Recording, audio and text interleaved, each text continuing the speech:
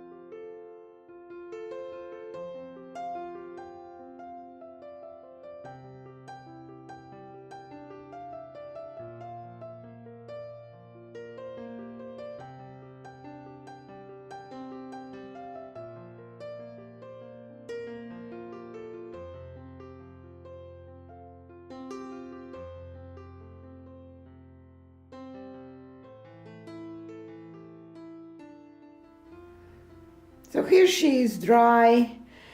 I really like this part where I did some swiping for leaves and stem.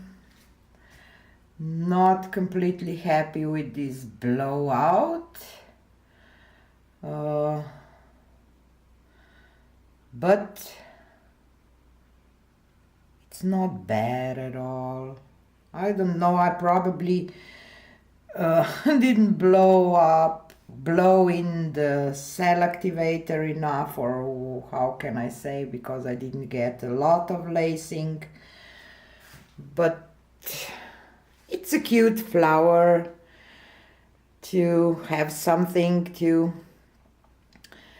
explore a little more. So yeah, this was it for today.